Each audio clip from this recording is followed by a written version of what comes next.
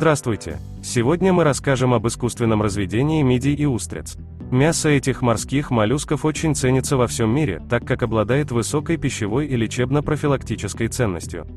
Недаром употребление мидий и устриц практикуется уже не одну сотню лет. Даже Александр Сергеевич Пушкин был большим любителем устриц и часто упоминал их в своих произведениях. Сегодня спрос на мидии и устрицы превышает предложение рынка. Свежим устрицам всегда рады в ресторанах и кафе. Поэтому все больше и больше людей открывают бизнес по разведению и продаже мидий и устриц.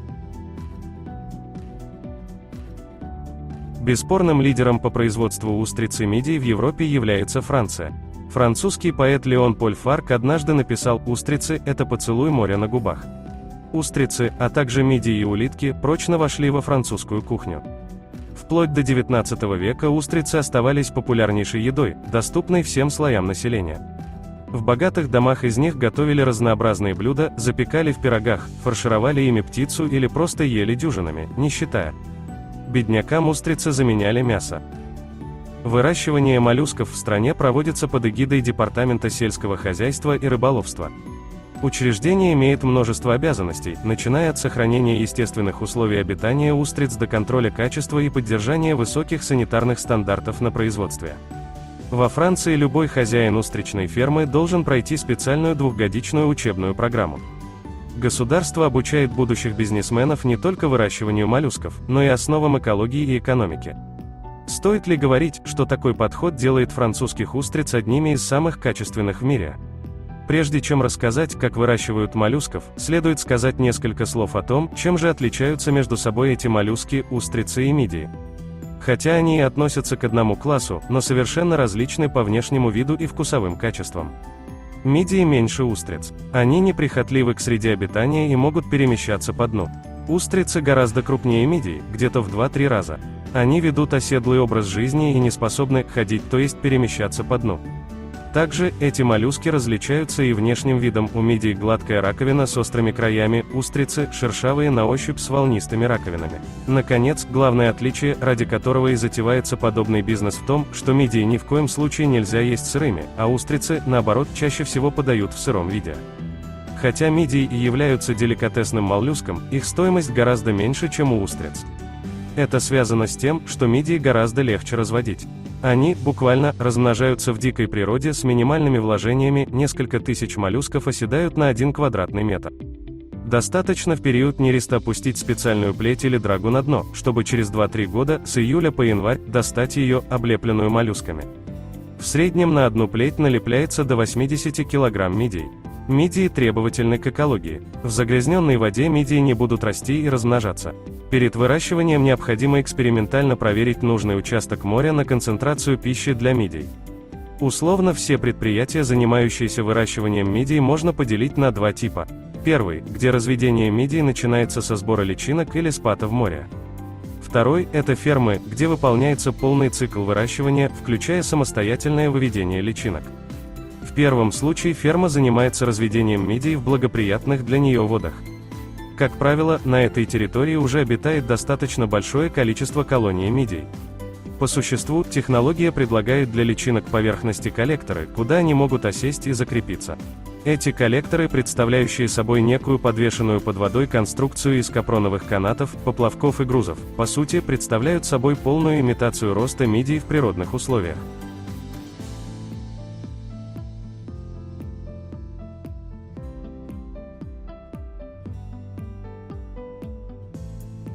После подращивания мидий, их потом пересаживают в рукава для дальнейшего доращивания. Фермы, которые выращивают мидии вторым способом, а именно на поверхности грунта, сталкиваются с гораздо большим числом трудностей. Мидии могут быть съедены рапанами или донными рыбами, повреждены паразитарными микроорганизмами. Помимо этого, попадание песка портит качество мяса мидий. Также есть и более трудозатратный, но более быстрый способ. Ранней весной собирают личинок мидий, достигающих размера с фасолину. Их помещают в грубые полусгнившие холщовые мешки и подвешивают над плетью.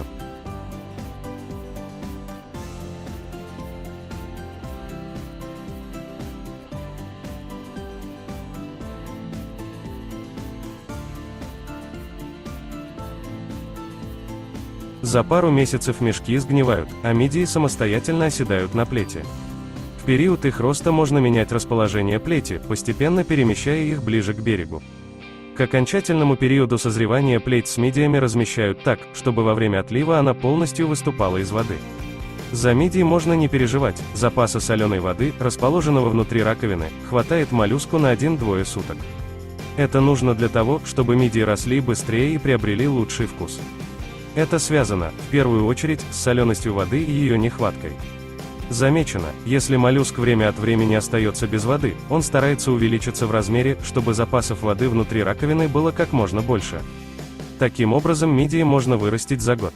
Во Франции выращивание мидий ведется как на Атлантическом, так и на Средиземноморском побережье. Здесь метод промышленного разведения мидий называется бушо. В настоящее время выращенные таким образом моллюски получили от Европейской комиссии статус гарантии традиционного производства. В дно морского побережья в зоне приливов и отливов вбивают так называемые заколы, шесты, чаще всего дубовые или каштановые толщиной от 15 до 30 см и длиной от 3 до 5-6 метров. Веревки погружаются в море, ожидая, пока на них не осядут личинки. Затем веревки прикрепляются к деревянным столбам, которые располагаются горизонтальными линиями.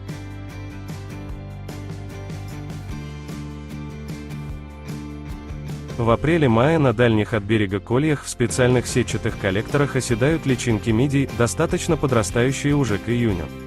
С июня по сентябрь производят сбор этой молоди в ячеистые мешки, которые развешивают на растяжках между шестами ближе к побережью. Мидии бушо обладают нежным и ароматным мясом ярко-оранжевого цвета.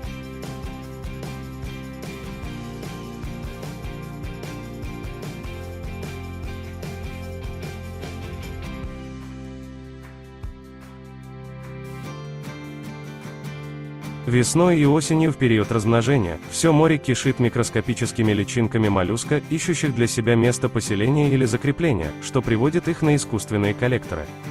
Пищу для себя, а именно, зоопланктон и водоросли, моллюск самостоятельно берет из моря, фильтруя воду. Мидии крайне плодовиты. За сезон одна взрослая ракушка выметывает более 10 тысяч яиц.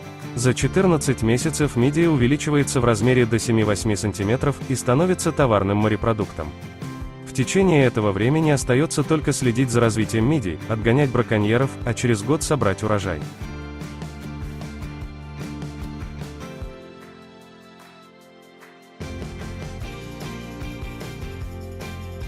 Что касается устриц, то их выращивают вдоль всей береговой линии Франции.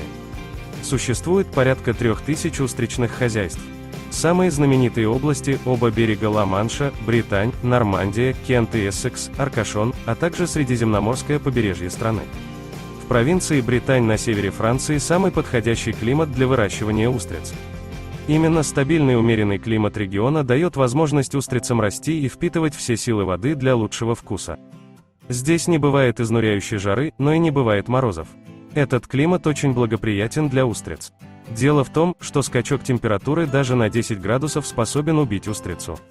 До готового взрослого состояния устрицы растут очень медленно, от 3 до 5 лет. Но, для их разведения не обязательно покупать рассаду и кормить ее. Мальков устриц приносит море, растут они в естественной среде. Все, что потребуется, это нехитрый набор инструментов, морское побережье и терпение. Таким образом, фермеры не могут искусственно влиять на рост устриц, они могут лишь помочь им вырасти в природных условиях и приобрести вкус. Во Франции выращивают два типа устриц – плоские и округлые. Далее, каждый вид делится на категории, которых на сегодня насчитывается более 50. Категории зависят от места и длительности афинажа. Также у размера устриц существует своя шкала измерения. Устричные фермеры арендуют у государства морские гектары точно так же, как арендуют земли фермеры для сельскохозяйственных работ. Весь залив разделен на участки, владеют которыми разные хозяйства. План залива – один из основных документов устричного хозяйства, поскольку необходимо четко соблюдать водные границы с соседями. Весь цикл выращивания устриц делится на несколько этапов. На первом этапе устричную икру или молоть устриц собирают вручную в дикой природе. Устрица – гермафродит, поэтому размножается без, так сказать, постороннего вмешательства.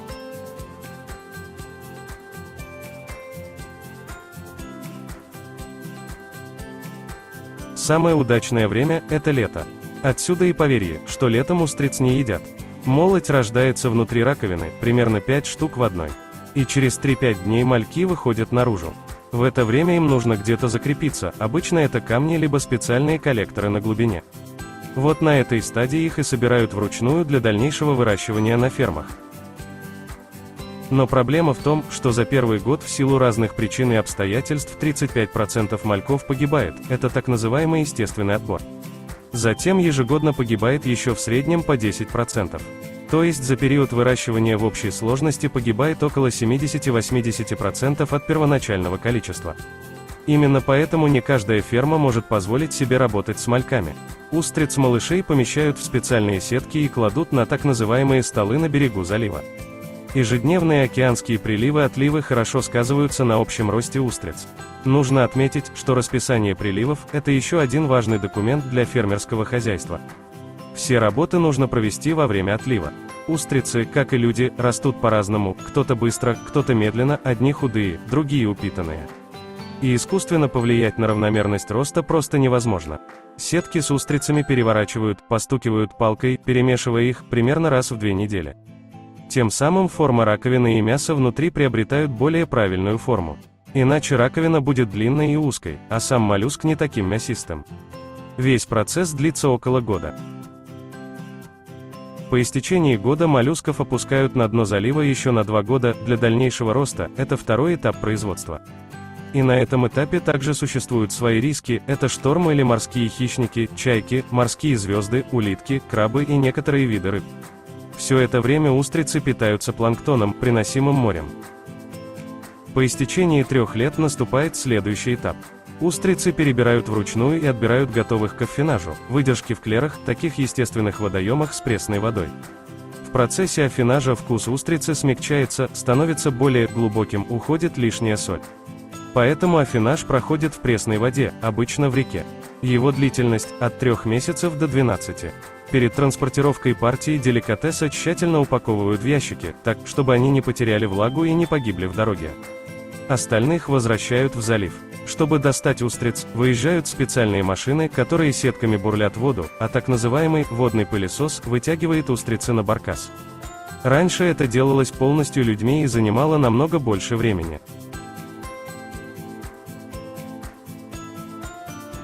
На берегу реки размещается цех по сортировке и упаковке моллюсков, это позволяет сократить время на доставку, соответственно максимально сохранить свежесть. Извлеченные из воды устрицы поступают на конвейерную ленту. Каждая устрица простукивается вручную, для определения плотности мяса внутри раковины. Если у работника есть сомнения, устрицу кладут на вторую ленту, которая возвращает их обратно в реку для продолжения аффинажа. Часть устриц, которые подлежат консервации, рабочие на предприятии вскрывают специальными ножами. На самом деле, это очень монотонный и утомительный труд. Поэтому нетрудно понять, почему такая высокая цена на устрицы, учитывая вложения на их выращивание и переработку.